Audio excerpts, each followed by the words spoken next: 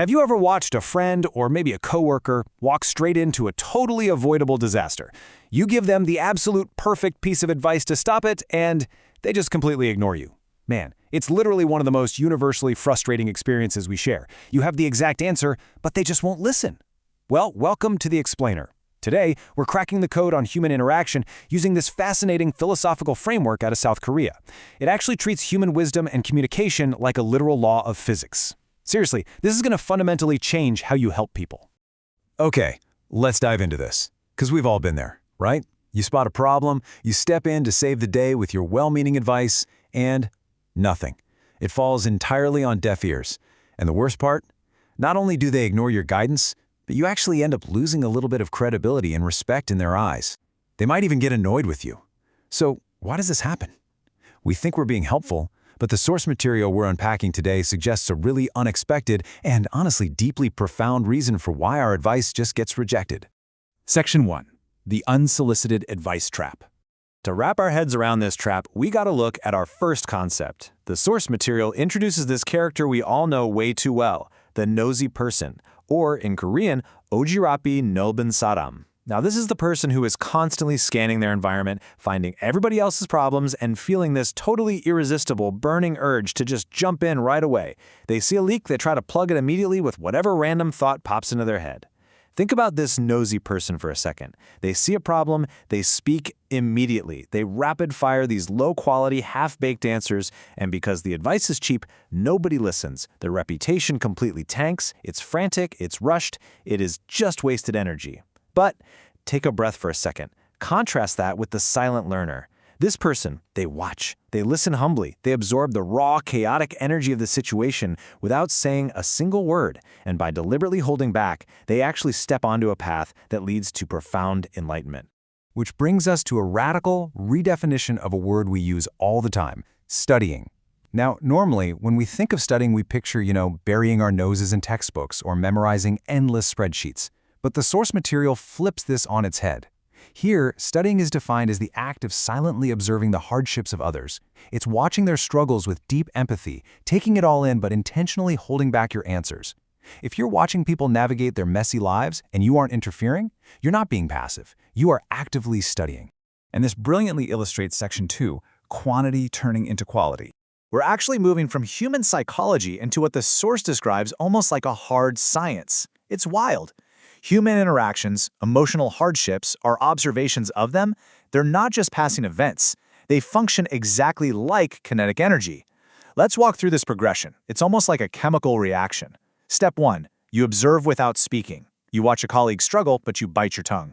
Step 2, you absorb that experience as raw energy. The source refers to this accumulated data as quantity or volume. Step 3, as you absorb more and more of this volume, the pressure builds, condensing that raw energy and transforming it into mass or quality. It gets incredibly heavy. And finally, step 4. You achieve enlightenment or a physical awakening, what the source calls mamoli.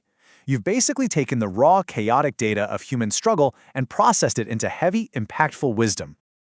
I really want you to let this idea sink in for a second. When quantity gathers, a time comes when it transforms into quality. That is the critical tipping point right there. You aren't just going to be a passive sponge forever. By resisting that urge to blurt out cheap advice, you actually allow that observational energy to build up inside you until it fundamentally changes state. Real wisdom? It doesn't just happen randomly. It's literally forced into existence by the sheer accumulated weight of what you've patiently absorbed. Which leads us to Section 3, the 3 to 7 law. Now you might be wondering, okay, how exactly does this transformation happen? Is there an actual formula for this? Actually, yes, there is.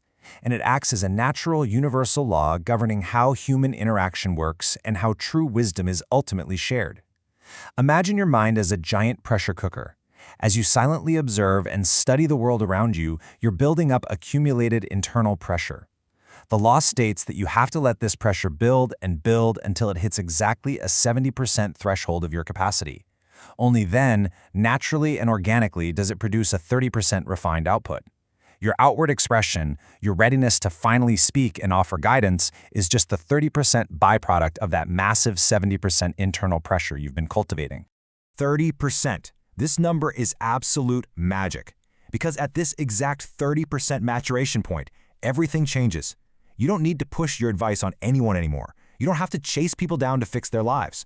Because of the incredible mass of wisdom you've built up, people will naturally sense your gravity. They'll organically feel that you carry the answers, and without you saying a single word, they'll come directly to you to seek it out. So, the crucial point is, what exactly do you do when they finally come to draw from your energy? Well, here are the exact steps. First, listen carefully. Next, and honestly, this is a highly strategic move, pretend you don't fully understand. Don't just jump in with, "Oh, I know exactly what you mean." Instead, ask clarifying questions. Gently draw more out of them. By doing this, you're letting the truth emerge naturally into the space between you.